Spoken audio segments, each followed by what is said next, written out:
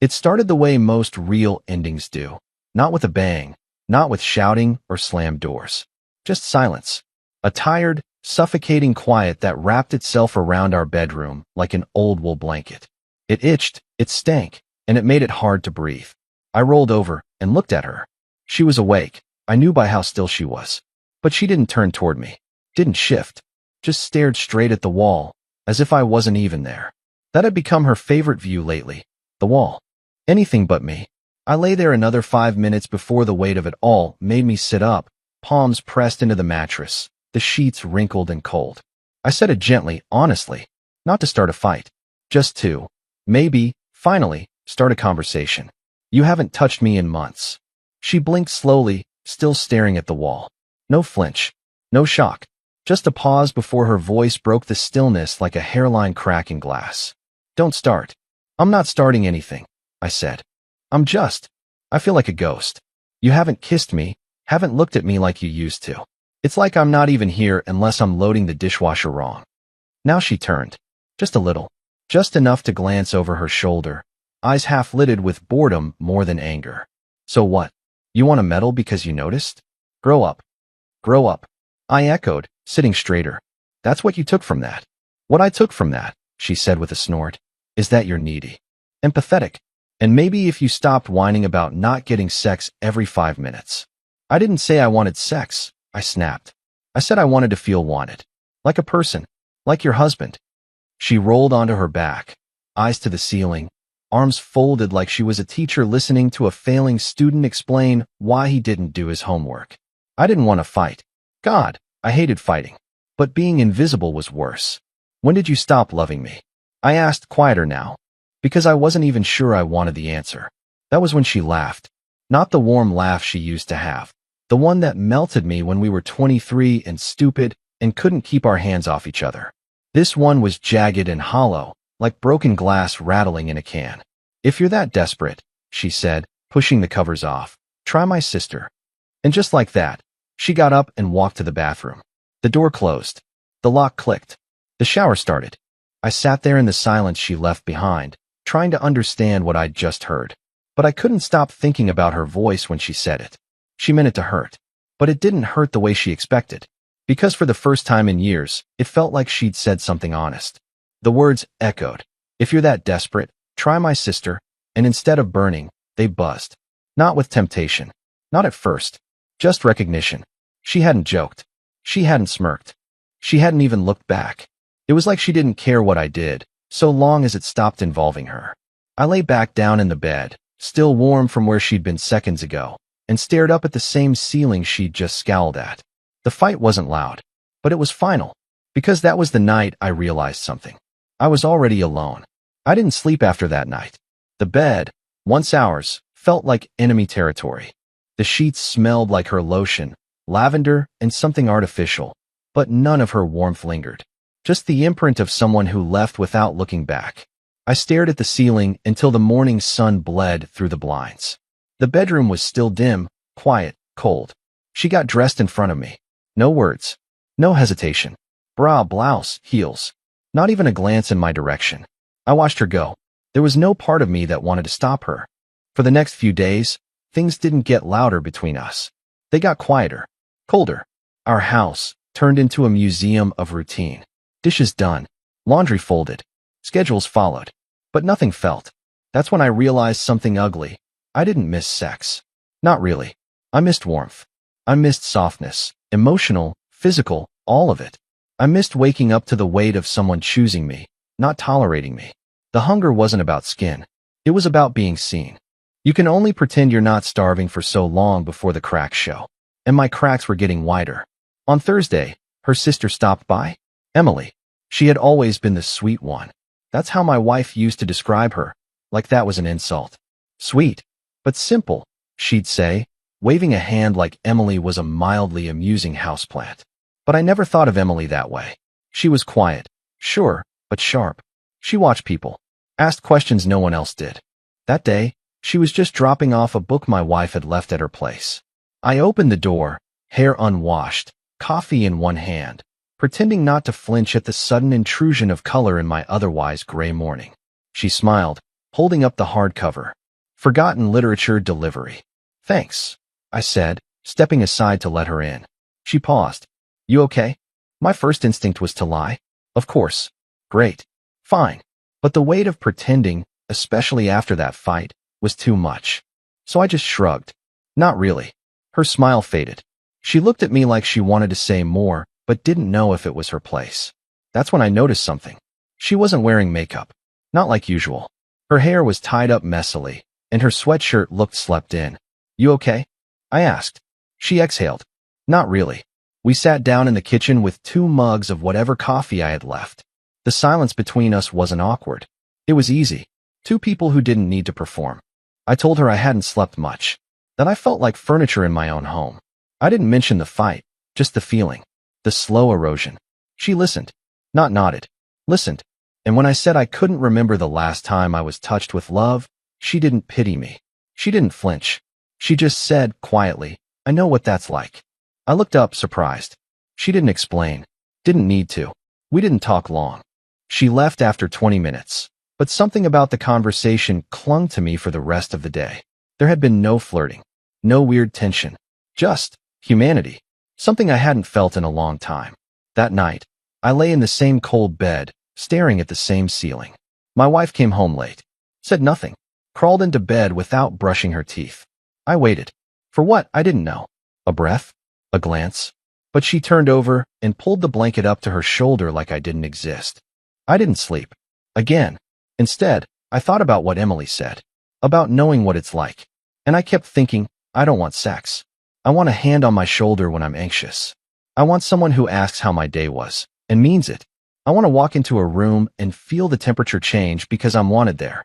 It hit me hard that night, just how long I had gone pretending this was okay. That this was normal. It wasn't. It was emotional malnourishment. And I had gotten good at starving. The next week, Emily texted. Nothing big. Just a meme. One of those dumb ones where a dog's face is captioned with a line about therapy and caffeine. I laughed. For real. I replied. She replied back. It was nothing. And also, it was everything. Because in that tiny exchange, someone saw me. Not as a husband. Not as a failure. Just as me. And I didn't realize how much I missed that. How much I needed that. Until it was there. I told myself it was harmless. A few texts. A meme. A smile. But late that night, when I found myself reading over the conversation again, heart just a little lighter, I knew I was lying. This wasn't harmless. This was hunger. And I was starting to remember what being full might feel like. I didn't know she'd hurt us. That was the part that undid me. Not the embarrassment, not the exposure, but the timing. The way truth always seems to surface when you've already bled enough to think you're empty. It happened 3 days after the meme exchange. Nothing dramatic. Just a quiet knock on the back door while my wife was still at work and the house was suspended in that strange, late afternoon stillness. I opened it to find Emily standing there, one shoulder tucked into her jacket, like she wasn't sure she should be here. Hey, she said softly. I was in the neighborhood. I stepped aside. Come in. She hesitated before crossing the threshold, like the house itself carried a weight she could feel. I noticed then how careful she was being. How gentle. We sat in the living room. Not the kitchen this time. The couch opposite each other. Space. Respect. She folded her hands together and stared at them for a moment before looking up at me. Her eyes weren't curious. They were steady. Grounded. I need to tell you something, she said. My chest tightened. Okay. She took a breath. I heard you. I blinked. Heard me? The night you fought, she said.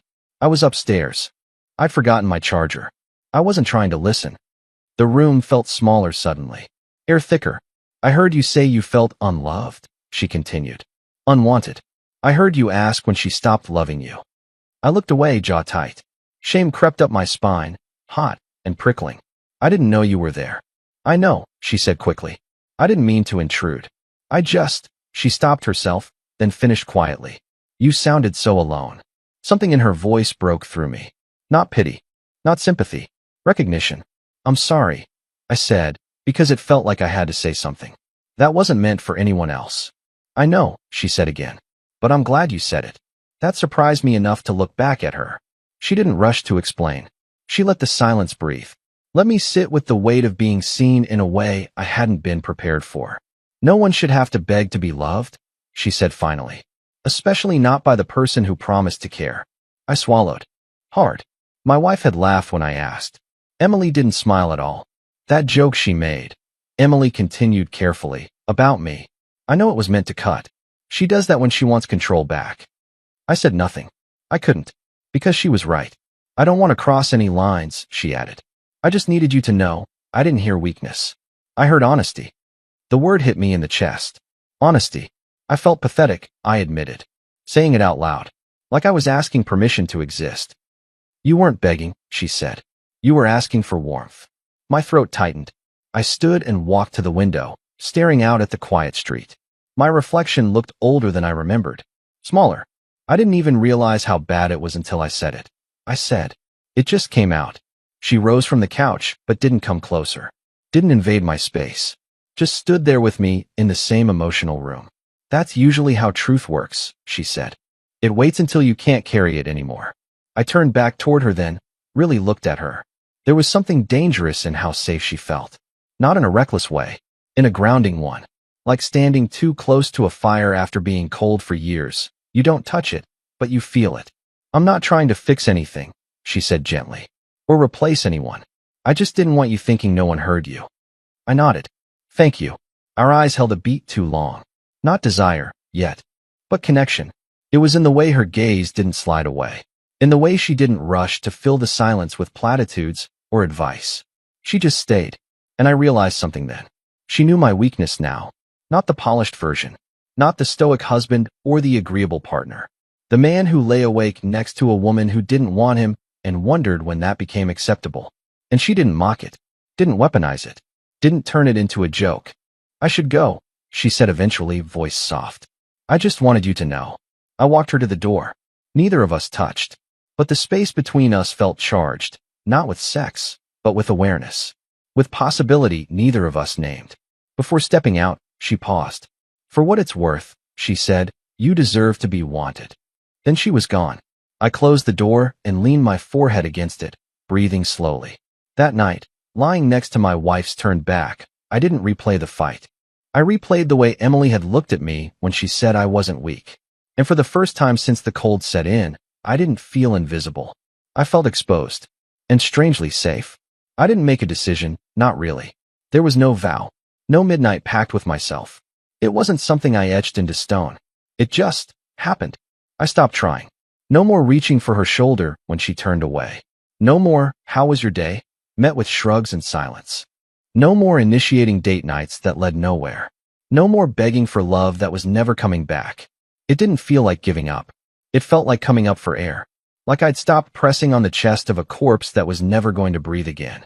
And in the quiet that followed, something strange happened. I stopped feeling angry. Not at first. Not all at once. But gradually. In the places where resentment used to simmer, there was only space. Not forgiveness. Not yet. Just clarity. She hadn't been cruel by accident. She had been indifferent on purpose. Indifference is slow poison. You don't even know you've been drinking it until one day you realize you're hollow, and your ribs echo when you speak. Her laugh, try my sister, stopped sounding like sarcasm. It started sounding like a challenge. Or maybe, an invitation. I didn't act on anything. Not yet. But I noticed the shift in myself. I stopped bending. When she snapped at me for forgetting to buy the almond milk she never drank, I didn't apologize. When she left dishes in the sink after telling me I never helped, I didn't clean them. And when she came home one evening and said, "Why do you look so smug?" I just smiled and went back to reading. The truth was, I wasn't smug. I was still broken, still bruised. But for the first time, I wasn't waiting for her to fix it. It had been almost 2 weeks since Emily came over when I ran into her again. Grocery store. Frozen food aisle. She was standing in front of the shelves, trying to decide between 2 different brands of cauliflower pizza crusts. Her nose scrunched the way it always did when she was reading ingredients too small for human eyes. I laughed under my breath before I could stop it. She turned. Lit up. You stalking my healthy shame food? She asked, holding up both boxes. Just here for the overpriced ice cream and existential dread. She grinned and fell into step beside me. We walked. Talked. Nothing flirtatious. But everything real. She asked questions. She listened. She told me about her job, her boss, the new intern who wore perfume like it was armor. We stood in the checkout line and didn't rush it. And when we said goodbye in the parking lot, I realized I felt something I hadn't in a while. Steady. Not lit up with desire. Not lost in a fantasy. Just steady. Because someone had looked me in the eye for 30 full minutes and saw a person. Not a disappointment. Not a ghost. That night, I came home late on purpose. My wife was on the couch, phone in hand, scrolling. She didn't even look up. Where were you? Grocery store, I said, setting the bags down. Gone long enough. Did you stop and write a novel in aisle 6? I didn't reply. Didn't even blink. She sighed like I was the one being difficult. Seriously, what took so long? I turned and looked at her for what felt like the first time in years. No one was waiting on me, I said. So I took my time. She blinked, caught off guard by the weight behind my words. But she didn't say anything. She just went back to scrolling. Something cracked open inside me. That used to hurt. Her silence. Her dismissal. Now, it just confirmed what I already knew. She had stopped being my wife long before I stopped being her husband. And maybe I hadn't stopped. Maybe I had paused, waiting for something to come back that never would. But now I was moving again. Emily texted the next day. Your cauliflower crust looked smug. I bought the other one. If it's terrible, I blame you. I smiled. Replied. You're just mad mine had fewer carbs. You don't even know what a carb is, she wrote. I know I miss them. That's the most honest thing anyone said to me all week. We kept texting. Nothing inappropriate. Nothing crossing the line. But the line was starting to blur. And not in the way you might think. Not with sex. Not yet. It was something else. Something harder to define. We were becoming safe places for each other. She didn't ask for more than I could give. She didn't dump emotional weight on me. She just showed up. Consistently. Softly. Thoughtfully. And the more she did, the more obvious it became. This wasn't about revenge. This wasn't about temptation. This was about relief. Of being seen. Heard. Felt. And the more I let myself feel it, the less I needed to beg for it elsewhere. I didn't tell my wife I saw Emily. She wouldn't have cared. But I realized something, standing in the kitchen with her scrolling 10 feet away. It wasn't Emily I was hiding. It was the feeling. That steady, undeniable sense that I could survive this. That I didn't need to keep clinging to the ashes of a fire that had gone cold years ago. The shift wasn't about falling for someone new. It was about finally standing up from the wreckage, brushing myself off, and saying, I deserve more than this. And for once, I wasn't afraid to believe it. It happened slowly, like anything that really matters. No fireworks. No stolen kisses. No confessions whispered in the dark. Just moments. Small, stupid moments that started to matter more than they should have. Like how I began looking forward to seeing her name on my phone. How her texts made me smile before I even read them. How she asked questions my wife hadn't bothered to ask in years. About work, about sleep, about how I was holding up. That part cut the deepest. Because no one had asked how I was doing in so long, I'd forgotten what it felt like to answer honestly. And Emily didn't just ask. She waited for the answer. Not just physically, emotionally. She left space for it. She made room. And I started living for that space. She came by on a Saturday. I was in the garage, sorting through shelves I hadn't touched since the last time I thought fixing things around the house would fix my marriage. She brought coffee. Said she had extras. But I know now she didn't. She just wanted to check in. And maybe I wanted her to. We sat on the steps just inside the garage, the cold concrete biting through my jeans, the coffee warming my hands. Did you ever think this would be your life? She asked suddenly. I didn't even pretend to be confused. Not like this. She nodded. Me neither. We sat in silence for a while. Then she asked something that stopped me cold. Were you ever happy with her? It should have been an easy yes. We had a decade together. Vacations, birthdays, holidays. We had a whole life built of photos and traditions. But I couldn't say yes. Because what I remembered now, more than the memories, was the effort it took to pretend I was happy. So I said the only thing I could. I wanted to be. She didn't respond right away. Just took a sip from her cup, and when she looked at me, there was no judgment in her eyes. Just understanding.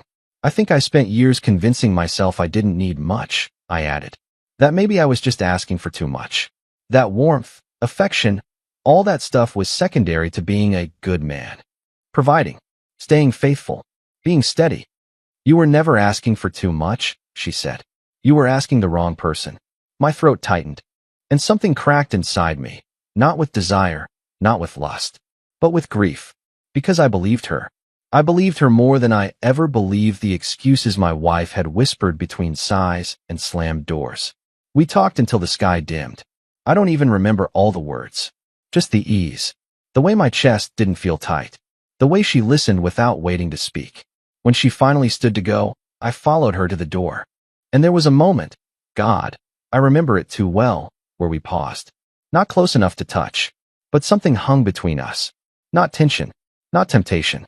Longing, not for sex, for safety. She left without us saying anything about it. And I stood in the doorway long after she drove off. That night, my wife came home from a girls' dinner. She smelled like perfume that wasn't hers. The fake kind, sugary, too floral, too much. I asked how it went. She grunted something about traffic and went to the bedroom. She didn't ask me about my day. She didn't notice the second mug on the counter. She didn't notice me. And I realized something brutal. The betrayal had already happened. Not the kind you confess to a priest or a divorce lawyer. The quiet kind. The kind where you start giving your heart to someone else in pieces. First your humor, then your time, then your truth. I hadn't kissed Emily. I hadn't touched her. But I was already more hers than my wife's. That was the moment I knew. This was betrayal. Not of vows, but of emotional loyalty. And I didn't even regret it. The next day, I saw Emily again. She was walking her dog past the park. I pulled over, rolled down the window. Coffee again tomorrow? I asked. She smiled, hair pulled into a lazy bun, sweatshirt sleeves too long for her arms. Only if you promise not to psychoanalyze me this time. No promises. She leaned in slightly, just enough that her voice dropped. I like talking to you. I like being talked to. And there it was again. That soft, forbidden space between us. We didn't cross it. Not then. But we were building a bridge. And every text, every look, every shared silence was another brick. I didn't love Emily. Not yet. But I needed her. I needed her the way starving people need bread. Not because it's fancy, but because it saves them. That's what scared me most. Because I knew I wouldn't stop. I knew I couldn't. Not anymore. And worse, I didn't want to. It didn't happen on a night full of wine or music or lowered inhibitions. It wasn't passionate in the way the movies always show. No frantic hands, no moaning against a wall, no torn clothes or reckless heat. It happened on a Tuesday, over tea, in her apartment. It had been raining all afternoon, the kind of rain that made the whole world feel like it was whispering. I remember the sound of it tapping her windows, soft but constant, as we sat on the couch watching some terrible crime show neither of us were really paying attention to. She had invited me over the night before, just casually. You never come by? Always my place or the garage, she said. It's not fancy, but it's mine. So I went. And that, I think, was the real line. Not when I crossed the threshold of her apartment, but when I allowed myself to belong somewhere new. She made jasmine tea. I pretended to like it. We sat close enough for our knees to touch. Not on purpose, not exactly. But neither of us moved. I remember the warmth of her leg. How that one, small point of contact set my whole body alight. We weren't talking about anything serious. Just work. Stupid office politics. My boss's new obsession with standing desks. The intern who wore cargo shorts in December. Dumb things. But under it all was something we hadn't said out loud. That we were no longer noticing the distance between us. We were ignoring it. On purpose. She looked at me during one of the quiet parts of the show. Just turned her head slightly, chin tucked into her shoulder. You look tired, she said. I am. I answered too quickly. Her voice dropped. Not just tired. I shook my head. No. It was the truth. I wasn't just tired. I was depleted. Emotionally starved. And sitting next to the first person in years who saw me as something other than a burden. Her hand brushed my wrist. I didn't flinch. And I didn't move away. That was the moment. No sex yet. Just that, skin on skin. A silent question. My eyes met hers. And for once, I didn't overthink it. I didn't picture my wife's face. I didn't see divorce papers or broken families or morality parading in the background. I didn't see sin. I just saw her. Emily. The woman who listened. Who stayed. Who waited in the silences when I didn't have the words. I leaned in. And she met me. The kiss wasn't desperate. It wasn't even hungry. It was gentle. Quiet. Careful even. Like we both knew something sacred was being cracked open, and we didn't want to shatter it. Her hands went to my face. Mine to her waist. And we stayed there, on that couch, in the middle of that cheap crime show and the sound of rain, kissing like it was the first time we'd ever been touched with kindness. When we broke apart, we just looked at each other, breathing softly, our foreheads almost touching. There was no guilt yet, just stillness. She whispered, "You sure?" And I whispered back, "I've never been more sure of anything." What came next wasn't a movie. There was no tearing of clothes, no hot, panting declarations. We moved slowly, not because of caution, but because it wasn't about sex. It was about relief, that we had finally arrived where everything else had been pointing. She led me to the bedroom. There were candles on the windowsill, unlit. A book on the nightstand. A cardigan tossed over a chair. It was lived in. It was hers. And when she undressed, she didn't do it like a woman trying to seduce. She did it like a woman saying, "Here I am. All of me." And when I undressed, it wasn't performative. It wasn't conquest. It was surrender. She pulled back the blanket. I slid into the sheets beside her. We didn't rush. It wasn't animal. It was quiet, focused, almost reverent. She touched me like I was something breakable. I kissed her like she was something holy. There was no moment of thunder, no climax that shook the walls. Just the slow, aching realization that I had not been held like this in years. And maybe never.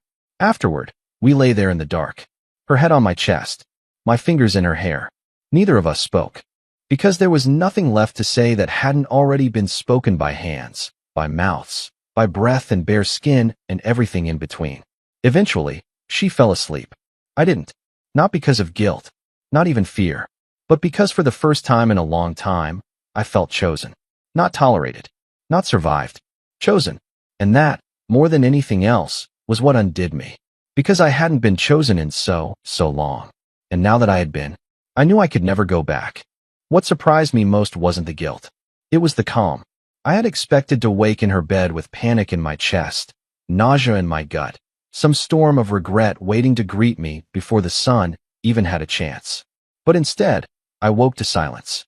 Her breathing soft beside me, her fingers loosely curled against my forearm. I felt steady. I hadn't felt that in years. There wasn't shame, no flood of remorse.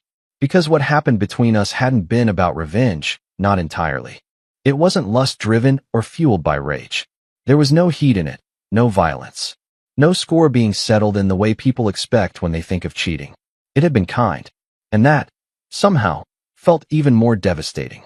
Because what does it say about your marriage when the affair wasn't some grand rebellion, but a moment of peace? I slipped out of bed gently, careful not to wake her. She stirred anyway, blinking against the morning light. "Hey," she whispered, voice still tangled in sleep. "You okay?" I nodded, sat back down on the edge of the bed.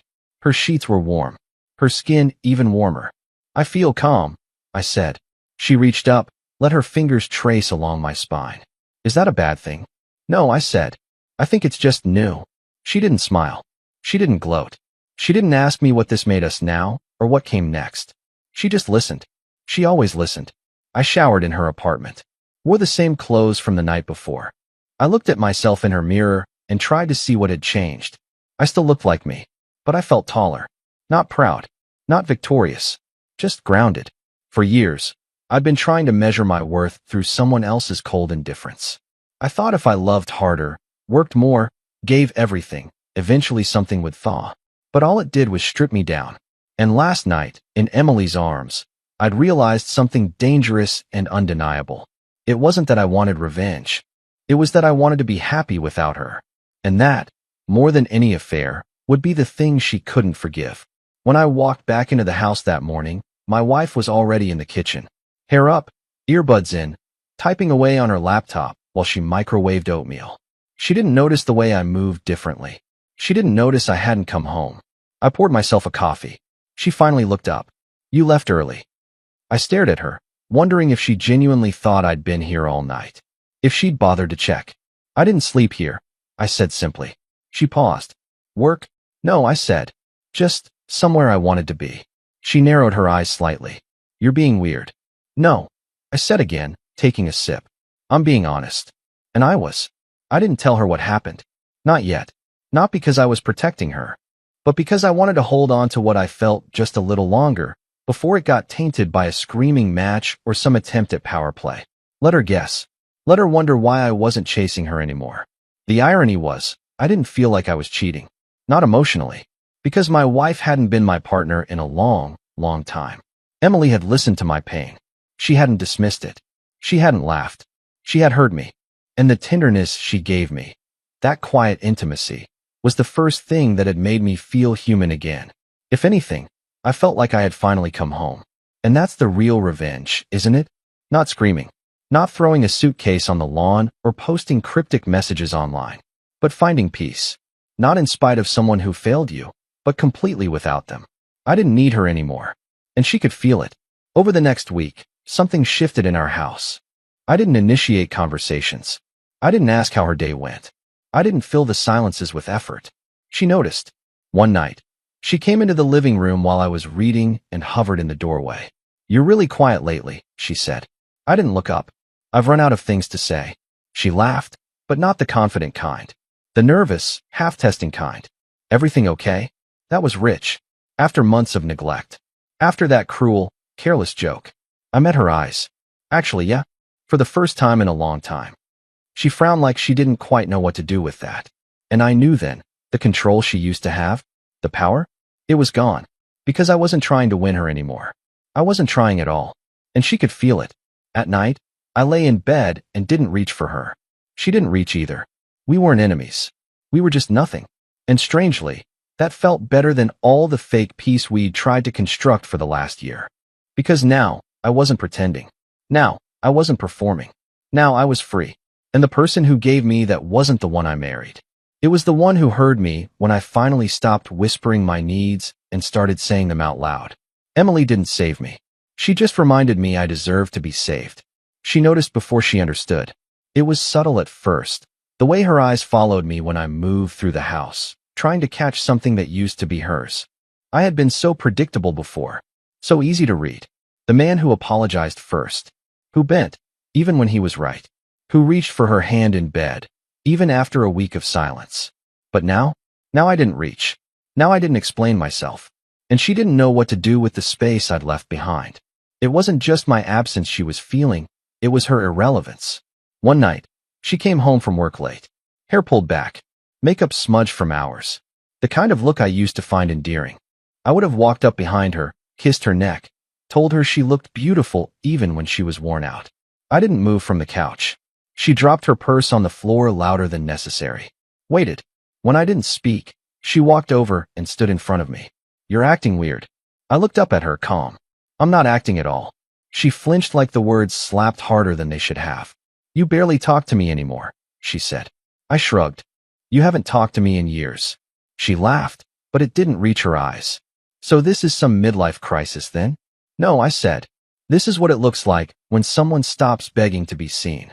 The silence that followed was thick, uncomfortable. She opened her mouth like she wanted to argue, but nothing came out. Because she knew I was right. She started trying after that. Not in any meaningful way. Just enough to convince herself she hadn't lost me yet. Dinner on the stove. Lipstick in the evenings.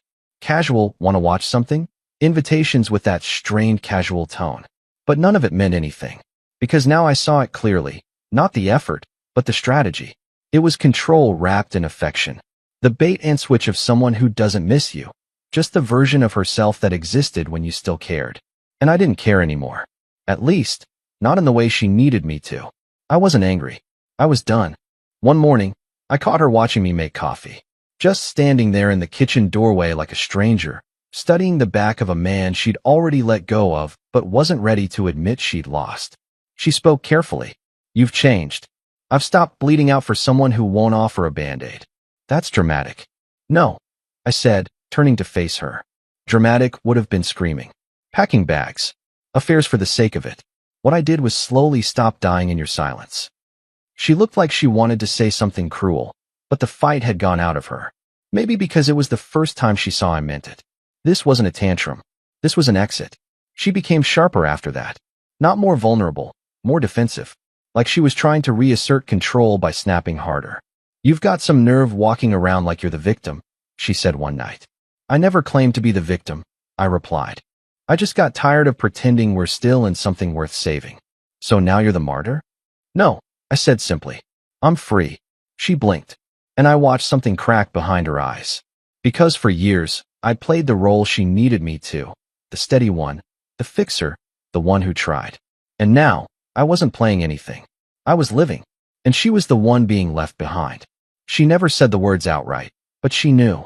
She started checking my phone when I left the room. Started asking odd questions. Where I was. Who I was with. Why I smelled like shampoo that wasn't hers. But the irony was, it wasn't the affair that haunted her. It was the fact that I wasn't chasing her anymore. She could feel the difference. I used to orbit her. Now I didn't even look up when she walked by. Emily and I weren't sneaking around. We didn't meet in hotel rooms. There was no elaborate web of lies. We just were. Real. Quiet. Consistent. I would spend evenings at her place, reading beside her while she worked on her laptop. We'd talk about our days. Sometimes we wouldn't talk at all. Just sit close, legs touching, a kind of peace I'd forgotten existed. It wasn't thrilling. It wasn't dangerous. It was safe. And that's what made it so devastating. Because back home, every attempt my wife made felt like a performance. A late, clumsy audition for a role she'd long since abandoned. She wore a dress one night, one I hadn't seen in years. Low cut, tight. She stood in the hallway like she wanted me to notice. I did, but not in the way she hoped. She wasn't the woman I wanted to undress. She was the woman I had stopped trying to reach. And now she was playing catch-up in a race I'd already finished. She confronted me, eventually. One night, after I came home later than usual. No yelling, just that simmering edge in her voice. You seeing someone? I stared at her for a long time. And then I told the truth. No, it wasn't a lie. Because I wasn't seeing someone. I was finally being seen. And that's what she felt. Not the betrayal of body, but the absence of attention. She'd given me away piece by piece. And now that she wanted those pieces back, they didn't fit anymore. That was the real loss she felt. Not the man she married, but the man she took for granted. And the silence I gave her now? It was the sound of her own indifference echoing back at her. Louder than any fight. Colder than any betrayal. More permanent than any goodbye. I used to think this whole thing started because I wanted revenge. I really did. It felt like such a clean answer. I was hurt, she was cruel, and sleeping with Emily, her sister, was the obvious strike back. A perfect reversal. A mirror held up to every moment she'd made me feel unwanted, humiliated, invisible. And maybe that's how it started. But it's not why I stayed. The revenge faded faster than I expected. Burned off like morning fog. What was left behind was quieter. Deeper. It wasn't spite that made me bring Emily coffee on rainy mornings. It wasn't bitterness that made me text her dumb jokes just to see her smile at her phone. And it definitely wasn't revenge that made me miss her when we spent more than a day apart. This wasn't punishment. This was love.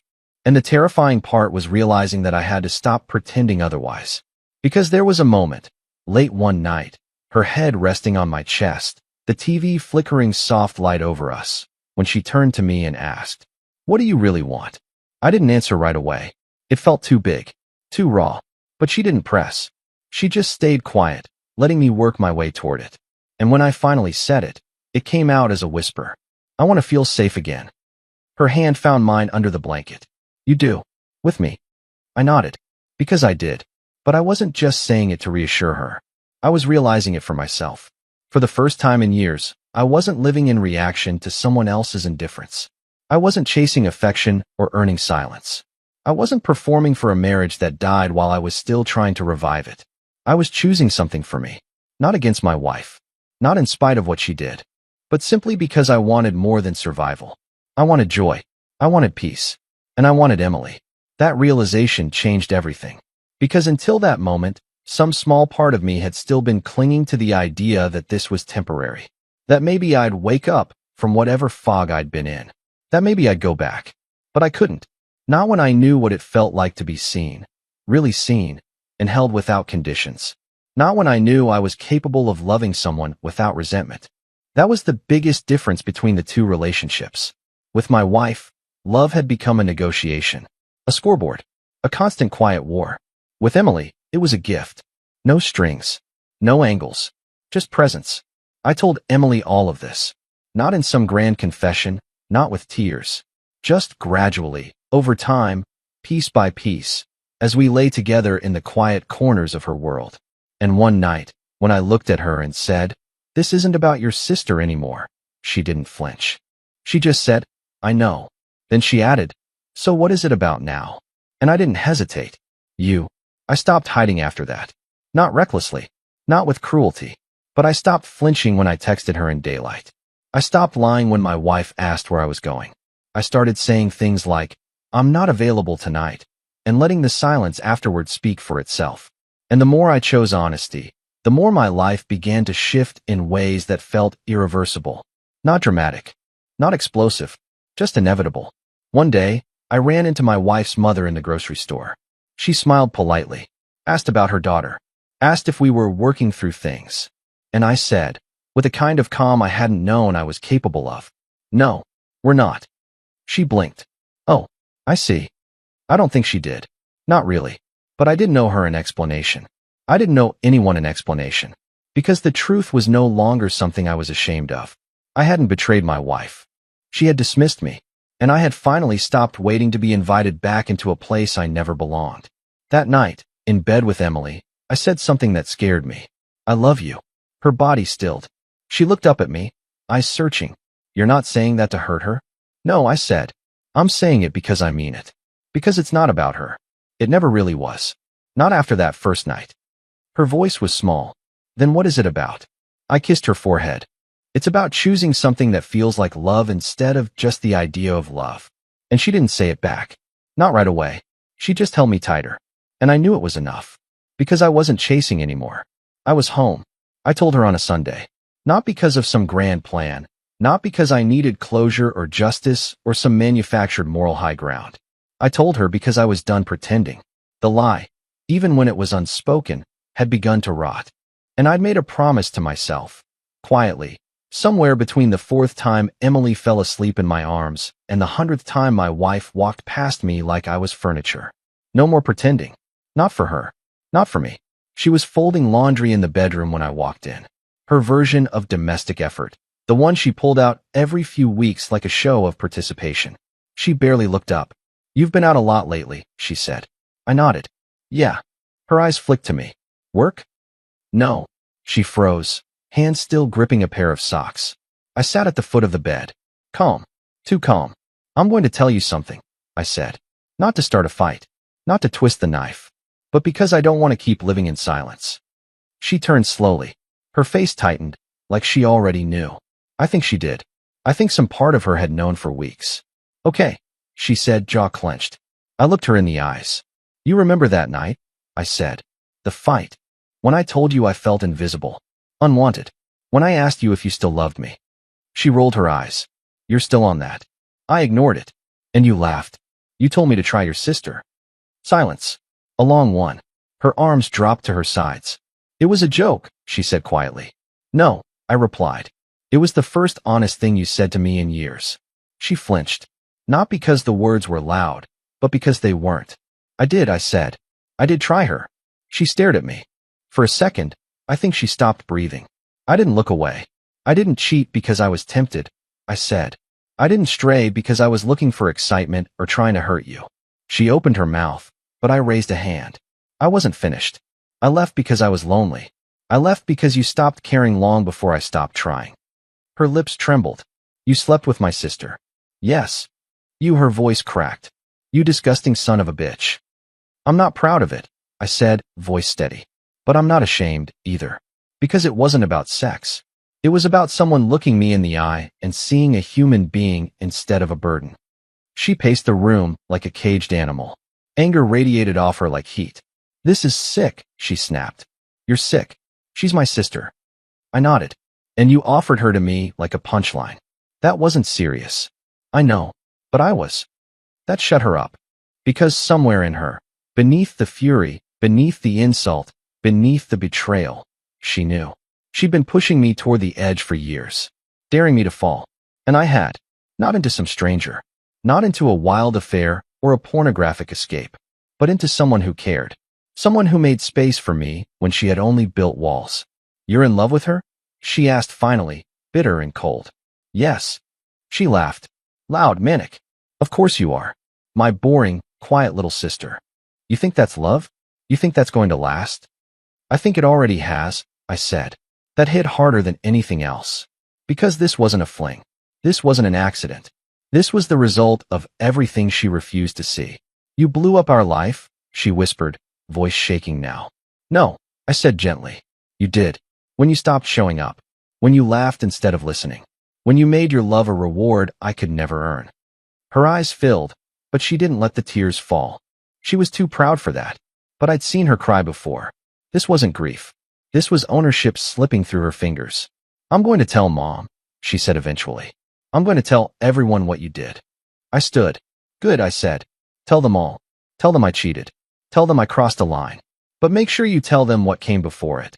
The years of silence. The years of dismissal. The years of sleeping beside a woman who never touched me unless I was in her way. She stared, mouth open. And when you tell them, I added, ask yourself this. Do you think they'll be more shocked that I left? Or that you never even noticed I was already gone? I walked out of the room. She didn't follow.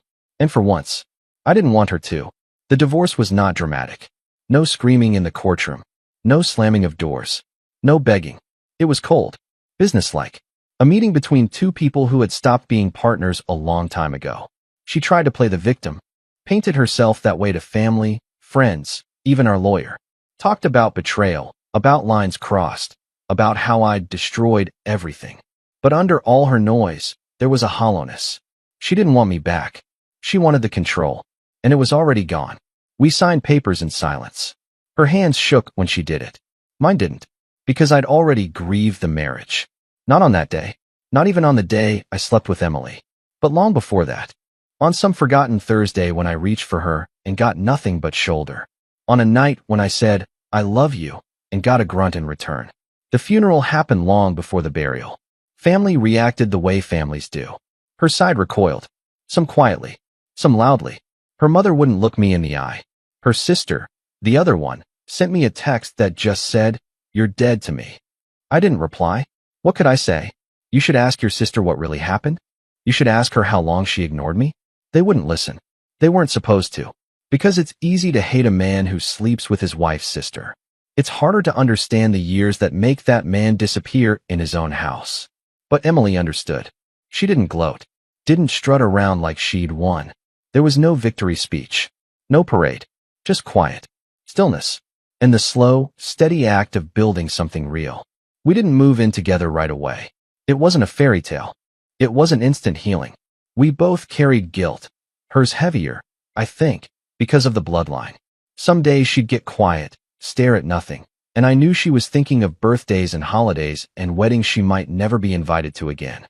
But she never said she regretted it. Not once. And I didn't either. Because for the first time in my adult life, I wasn't performing love. I was living it.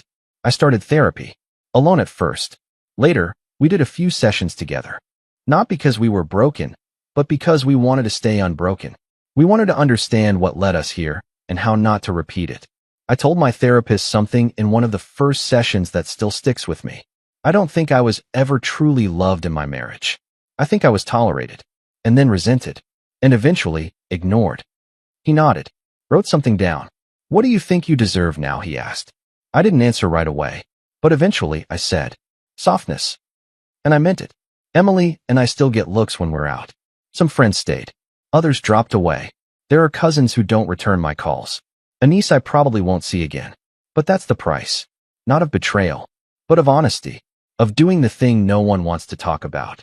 Leaving a marriage not because someone hit you, not because someone cheated first, but because you finally realized that slow emotional death is still death.